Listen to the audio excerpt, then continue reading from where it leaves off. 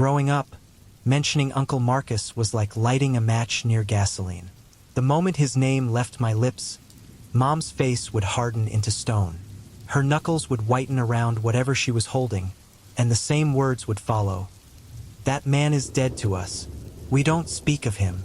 I only met Uncle Marcus twice in my childhood. My memories are scattered fragments.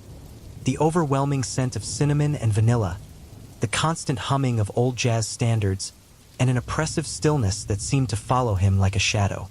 What I remember most clearly is how he towered over everyone, though perhaps that was just my 5-year-old perspective. Mom would always cut those visits short, ushering me away with nervous urgency. When I turned 19 and started college in Denver, I found myself going through Mom's old papers during winter break. Buried beneath tax documents and medical bills, I discovered a faded envelope postmarked from a place called Millbrook, a tiny on the Colorado map, 3 hours southeast. The sender was listed as Marcus and Helen Crane. At first, the names were just letters on paper, but Marcus carried with it the memory of that overwhelming sweetness. I can't explain what drove me to visit him. Maybe it was curiosity about the family secret, maybe just teenage rebellion against the forbidden. During spring break, I decided to make the journey. I practiced conversations in my head, questions about the family rift, about what had happened between him and Mom, but none of my preparation would matter. Millbrook was smaller than I'd imagined. A single main street with a post office, a cafe, a small market, and houses scattered across rolling hills like scattered dice. The final mile from the bus stop, I walked along a dusty road. At its end, nestled among towering pine trees, stood a pale yellow farmhouse with green shutters. He answered the door before I could knock. "Well, I'll be damned," he exclaimed, his voice booming with genuine joy. "Look at you, all grown up. Come here, kiddo."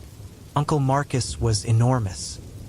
He filled the entire doorframe, wearing a flour-dusted apron over a checkered shirt. His massive arms spread wide for an embrace that nearly crushed my ribs. The smell hit me immediately. Vanilla, cinnamon, brown sugar, and something else I couldn't identify. Behind him stood Aunt Helen. She was small and bird-like, her gray hair pulled back in a neat bun, her floral dress hanging loose on her diminished frame. When our eyes met, her smile didn't reach them. They seemed to plead, "You shouldn't have come."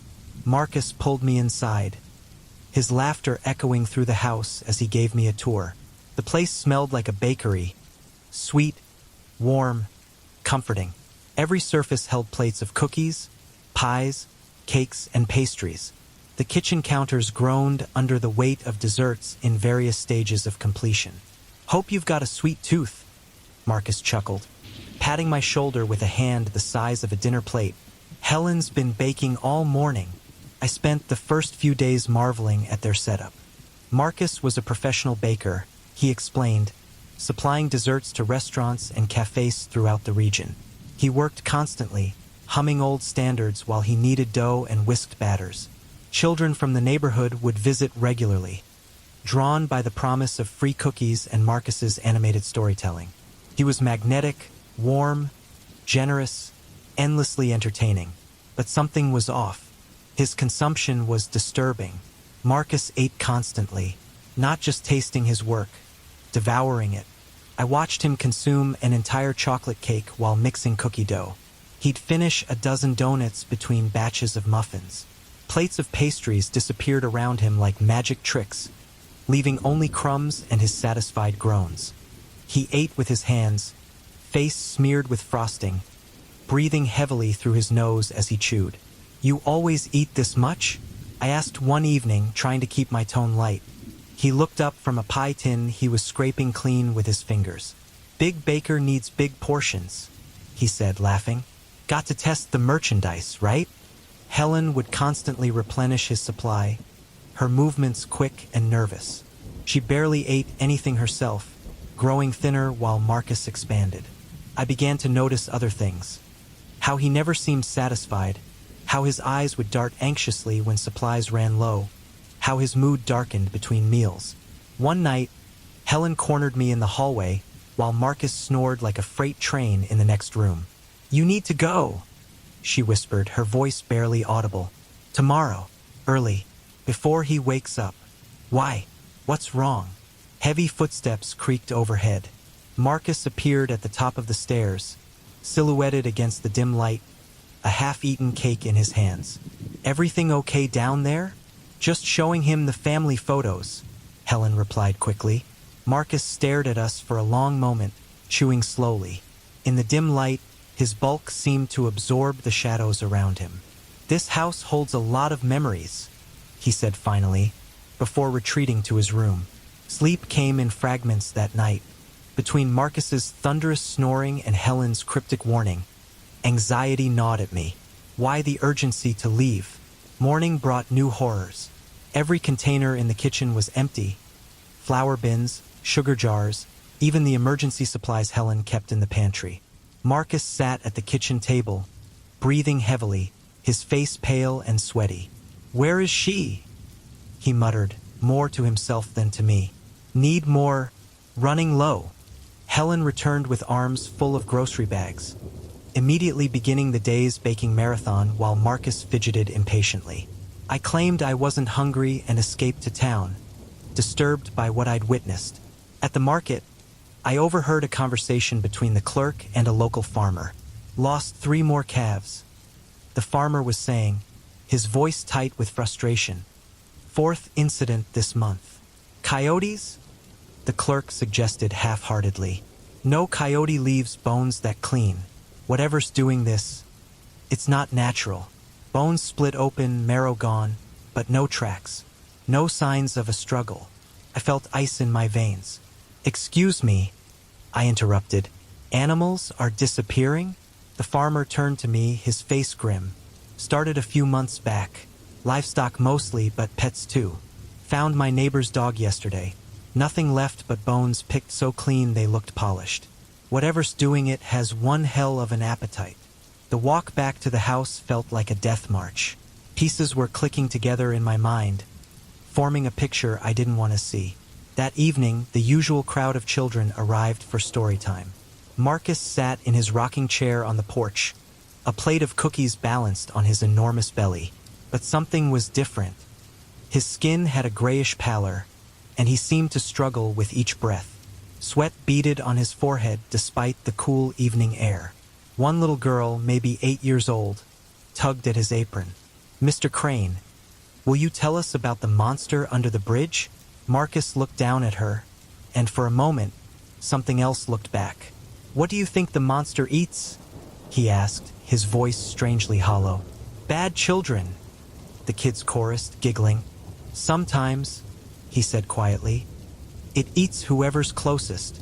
The children laughed, but I didn't. Helen appeared in the doorway, her face white with terror. When I asked about the missing animals later, Marcus just smiled through a mouthful of pound cake. "Nature's got its appetites," he said, "just like the rest of us." The next morning brought disaster. Helen stood in the empty kitchen, tears streaming down her face.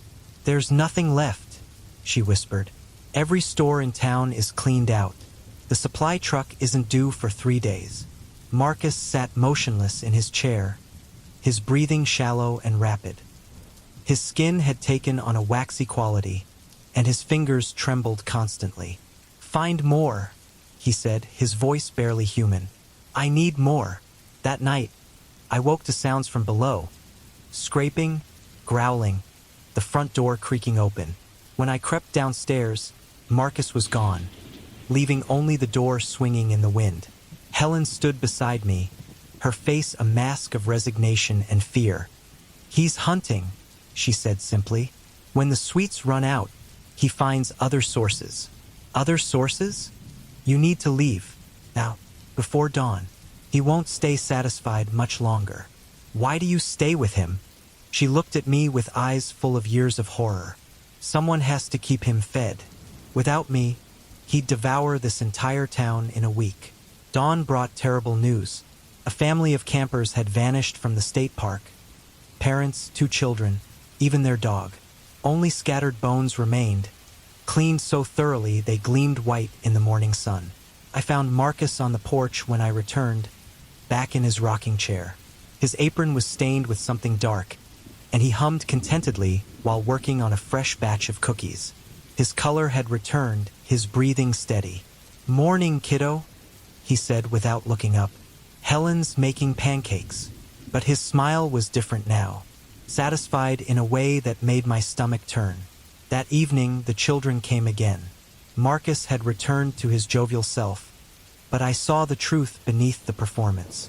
When little Sarah asked for a hug, his massive arms lingered around her small frame a moment too long. When Tommy sat on his lap, Marcus inhaled deeply, as if memorizing his scent. "Mr. Crane," Sarah said, "my mom says there are bad people in the woods. Will you protect us?" "Always," he rumbled, his eyes gleaming. "I'll make sure nothing bad happens to sweet children like you." Helen tried to intervene. "Kids, it's getting late. Your parents will worry."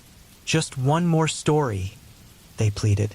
"Let them stay," Marcus said firmly. "They're safe here." But as the evening wore on, Marcus grew agitated.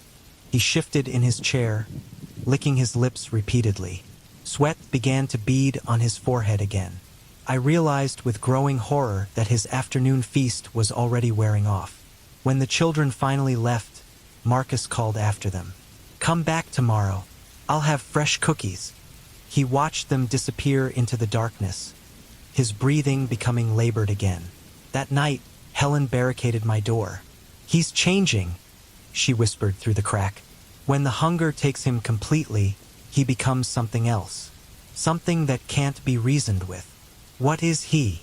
"I don't know. Maybe he was cursed, maybe he was born this way. All I know is that when he's starving, he'll eat anything. Anyone." I heard him prowling the house all night. Heavy footsteps, muttering, the scrape of fingernails on wood. Around 3 a.m., everything went quiet. In the morning, Marcus was gone again.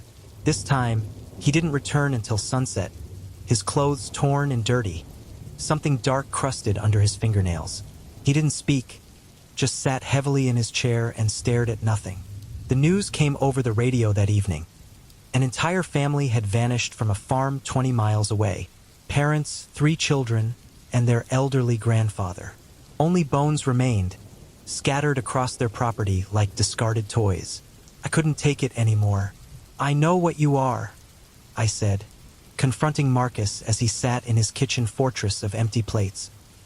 He looked up at me, and I saw no trace of the jovial baker who'd welcomed me. His eyes were flat, predatory. "Do you now?" he said softly. "The missing people, the animals. It's you. Smart boy." He stood slowly, his massive frame blocking the exit. "Question is, what are you going to do about it?" "Leave. Tonight." He laughed, a sound like grinding glass. "Leave? But kiddo, you just got here. And I'm getting so very hungry again." Helen appeared behind him, a cast iron skillet in her hands. "Let him go, Marcus." "Now, why would I do that?" Fresh meat just walked right into my kitchen. "Because he's family. So were his parents." The words hit me like a physical blow. "My parents." Marcus grinned, showing teeth that seemed too large for his mouth. "Sweet couple. Came looking for Helen's famous apple pie recipe. They made excellent appetizers." Helen struck him with the skillet, but it barely fazed him. He backhanded her across the room, and she crumpled against the wall. "Now then," he said, turning back to me, "shall we discuss dinner?" But Helen had given me the distraction I needed. I bolted for the back door, crashing through it into the night. Behind me, Marcus roared with fury, a sound no human throat should make. I ran through the darkness, branches tearing at my clothes, my heart hammering against my ribs. Behind me, something massive crashed through the underbrush, gaining ground with each stride. I made it to the main road and flagged down a passing truck. The driver, a local rancher, took one look at my terrified face and didn't ask questions. We drove in silence to the bus station, where I caught the first transport back to Denver. I never returned to Millbrook, never called the police. What would I tell them? That my uncle was some kind of monster? That he'd been feeding on the local population for months? But the news reports followed me home. More disappearances, Entire families vanishing without a trace. The authorities blamed it on a serial killer, maybe a cult. They had no idea how close to the truth they were and how far. Months later, over breakfast, I finally confronted Mom. "You knew, didn't you, about Uncle Marcus?" She set down her coffee cup with shaking hands. "I hoped you'd never find that address.